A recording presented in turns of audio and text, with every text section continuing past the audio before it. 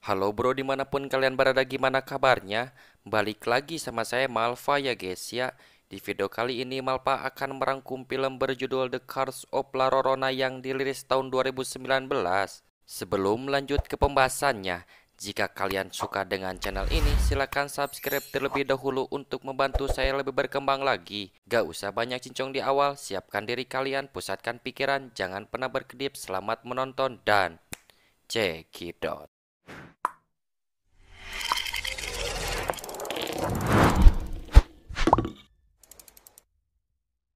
Film dibuka pada tahun 1673, tepatnya di negara Meksiko bagian timur. Terdapat sepasang suami istri yang bernama La Llorona dan Emil. Mereka telah dikaruniai dua anak laki-laki kembar yang sangat tampan. Lalu setelah itu ketika si bungsu mencari kakaknya, ia harus melihat kesedihan yang begitu pahit yang dimana ternyata Rona sedang membunuh anak pertamanya tepat di bawah pohon besar beranting berwarna merah. Merasa panik akan hal itu, si bungsu mencoba lari untuk menyelamatkan dirinya. Tapi naasnya ia pun harus tertangkap dan ikut mati bersama kakaknya. Dan inilah The Curse of La Llorona. 300 tahun kemudian di kota Los Angeles, saya akan perkenalkan ibu rumah tangga yang bernama Ana. Ana tersebut dikaruniai dua anak yang bernama Chris dan Samantha. Suami Ana, seorang detektif terbaik yang bernama David, dinyatakan telah tewas. Ana bekerja menjadi agen DPPA, Departemen Pelayanan Perlindungan Anak, yakni untuk menangani kasus kekerasan rumah tangga terhadap anak-anaknya mereka. Di sana Ana mempunyai teman dekat yang bernama Donna. Lalu bos mereka menyuruh Ana untuk menangani kasus dua orang anak dari seorang ibu yang bernama Patricia Alvarez, karena si anak tersebut sudah beberapa hari tidak masuk sekolah lagi. Ketika sudah sampai di rumahnya, Ana langsung mempertanyakan tentang anak Patricia yang selalu bolos sekolah, tetapi Patricia tidak memberitahu alasan dan keberadaan anak-anaknya. Ana merasakan hal mistis di dalam rumah tersebut yang dipenuhi cahaya lilin tanpa cahaya listrik sedikit pun, dan lalu menemukan salah satu pintu yang dikunci oleh Alvarez. Ketika Ana mencoba akan membuka pintu tersebut, seketika itu pula Alvarez langsung menyerangnya. Please just tell me what's in here. Stay away!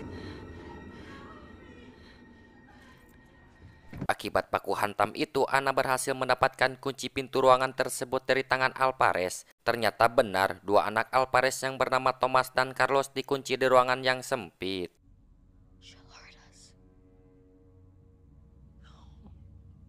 Kini Thomas dan Carlos sudah berada di panti asuhan dengan jaminan dan fasilitas yang lebih baik. Ana melihat sedikit luka bakar di tangan mereka, entah apa awal penyebabnya. Tetapi Carlos hanya bisa memberitahu Ana bahwa nyawa mereka sedang terancam. Malam hari telah tiba. Di sana Carlos melihat kakaknya yang sudah tak sadarkan diri. Awalnya Carlos mengira itu hanya mimpi buruk saja untuk Thomas, dan tak lama kemudian tiba-tiba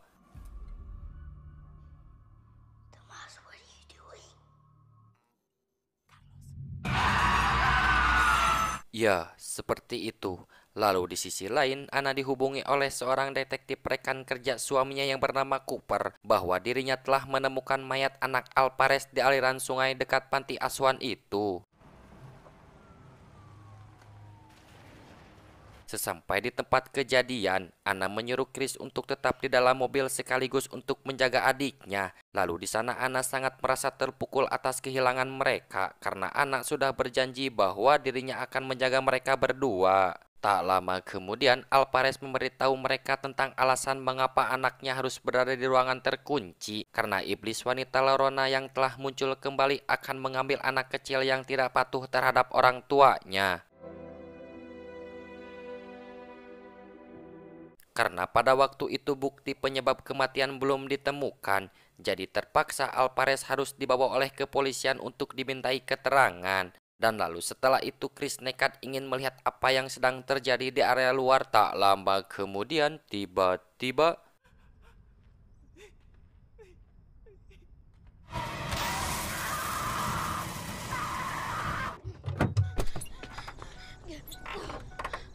ya, seperti itu. Kini Chris sudah diberi tanda luka bakar di tangannya seperti dua anak Alvarez, yakni Rona akan datang kembali untuk mengambil jiwa mereka.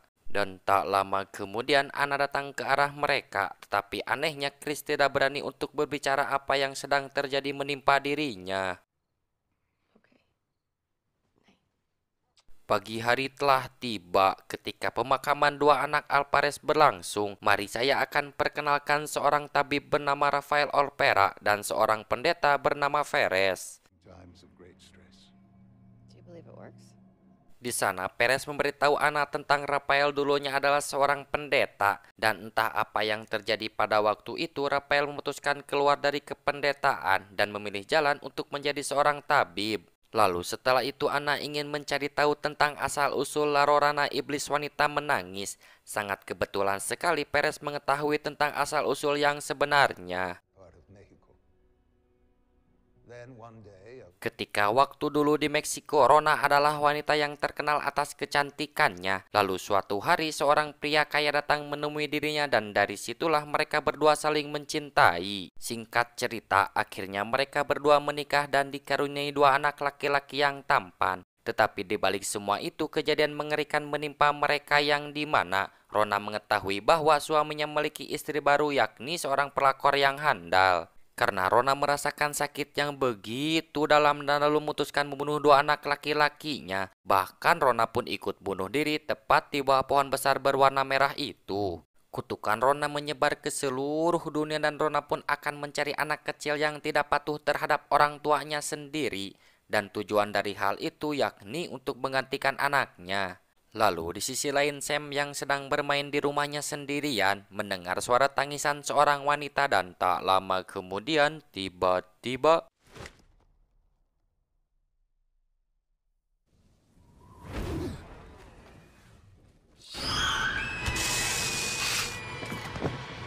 iya, itu. Kini dua anak dari Anna telah diberi tanda oleh Rona. Dan yang anehnya lagi mereka semua tidak berani berbicara apa yang sedang terjadi menimpanya. Lalu saat malam hari, Rafael datang ke rumah Alvarez untuk mengambil becak air mata Rona yang diyakini bahwa air mata Rona bisa menetralkan racun. Rafael tidak pernah melihat langsung sosok wanita itu, tapi Rafael mengetahui betapa kejamnya sosok Rona terhadap anak kecil. Di tengah malam akan tertidur lelap, Anna mendengar suara langkah kaki seseorang dan ternyata itu Chris yang kehilangan kesadarannya. Dan tak lama kemudian, tiba-tiba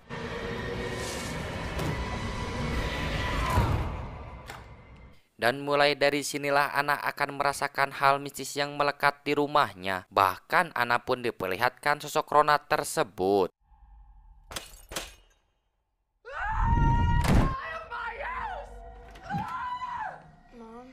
Setelah mengetahui adanya sosok hantu wanita itu, Anna menyuruh dua anaknya untuk tidur di kamarnya. Pagi hari telah tiba, Anna langsung menanyakan kepada Alvarez tentang alasan mengapa sosok Rona datang ke rumahnya.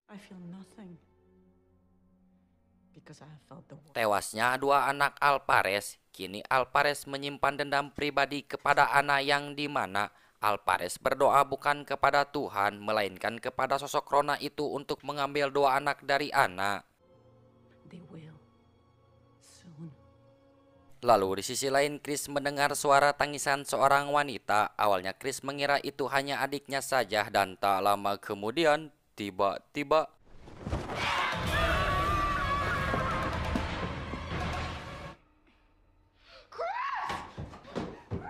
penyerangan dari sosok Rona tadi yang membuat Chris harus dilarikan ke rumah sakit. Di sana sang dokter berpikir kejadian hal tersebut hanya kekerasan dari rumah tangga saja karena si dokter telah melihat bekas luka bakar di tangan anaknya Anna. Penilaian sang dokter terhadap Anna menghadirkan koper dan Donna untuk dimintai keterangan terkait luka bakar itu. Tetapi Donna tidak berhasil menguak kasus tersebut yang sudah jelas hasil luka bakar itu bukan dari kekerasan rumah tangga.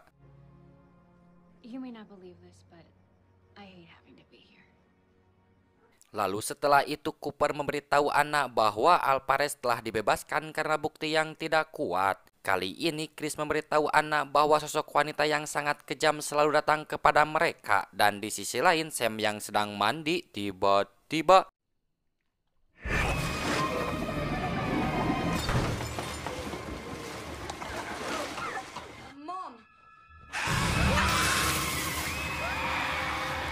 ya, seperti itu. Kini sosok Rona telah membabi buta, bahkan Ana pun memiliki tanda luka bakar yang sama. Pagi hari telah tiba, Ana bersama anaknya langsung pergi menemui Perez untuk meminta bantuan. Di sana Perez memberitahu Ana bahwa dirinya pun pernah mengalami hal serupa. Bagi gereja untuk mengurus kasus hal tersebut membutuhkan orang yang ahli di bidangnya dan bahkan akan memakan waktu hingga 1 minggu. Jadi Perez menyarankan Ana untuk pergi menemui tabib yang terbaik yakni Rafael Olvera.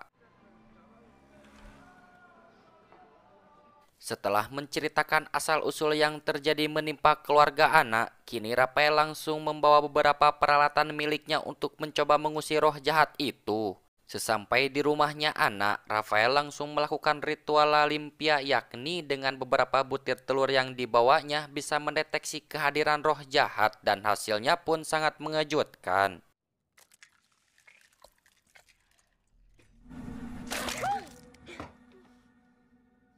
Akibat hal tersebut, mereka langsung mempersiapkan untuk melawan roh jahat itu. Dan salah satu salib milik Rafael diukir dari pohon berdaun merah yang menjadi saksi mata saat Rona membunuh 2 anaknya. Bahkan si pohon tersebut sempat mengeluarkan air mata. Lalu Ana diberitahu oleh Rafael terkait bercak air mata Rona yang sempat diambil olehnya. Kini air mata tersebut sudah diberi doa khusus untuk bisa melawannya. Dan lalu saat malam hari ketika mereka semua telah siap untuk melawannya, tiba-tiba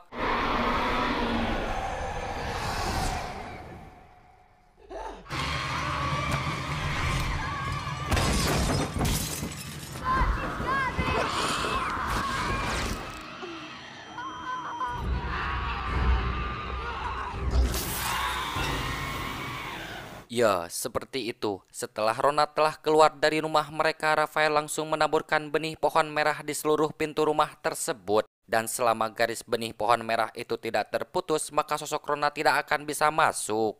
Akibat kekacauan yang terjadi tadi, salah satu boneka kesayangan milik Sam di luar pintu rumahnya. Dan lalu Sam mencoba mengambil boneka itu, tapi sayangnya garis benih pohon merah itu harus terputus olehnya. Dan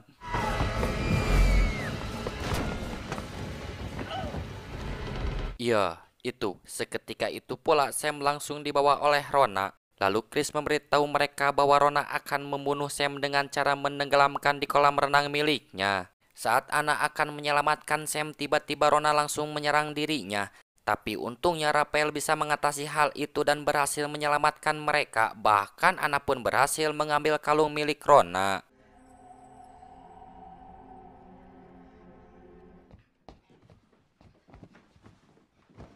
Apa yang pernah dirasakan oleh Alvarez waktu itu, kini rasa yang sama pun telah Ana rasakan yang dimana Ana terpaksa harus mengunci 2 anaknya di dalam lemari karena setengah jiwa Sam telah dimiliki oleh Rona. Sam. Sweetie.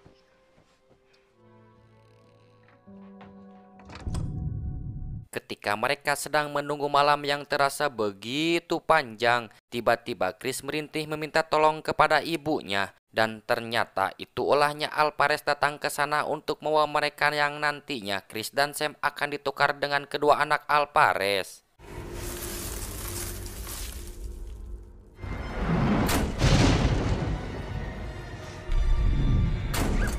Lalu Chris bersama adiknya memilih ruang paling atas karena semua pintu akses menuju keluar telah terkunci dengan sendirinya. Tapi sayangnya sosok Rona yang kejam lebih kuat dari mereka. Di sisi lain, Alvarez berubah pikiran karena jika kehilangan sosok anak yang dicintai itu rasanya menyakitkan dan balas dendam adalah perbuatan yang berdosa. Jadi Alvarez membantu Ana membuka pintu itu untuk menyelamatkan anaknya.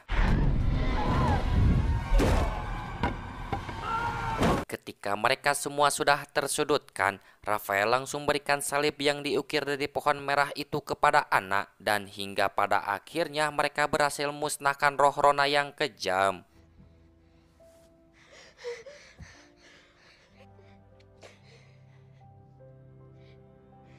Pagi hari telah tiba. Kini mereka semua telah bebas dari kutukan itu, bahkan kehidupan mereka pun kembali normal seperti biasanya, dan film pun tamat. Pesan yang kita bisa ambil dari film ini adalah jangan pergi ke acara hajatan jika kalian tidak memiliki pasangan. Ya, itu. Saya Malpa izin pamit undur diri. See you next video. Bye bye.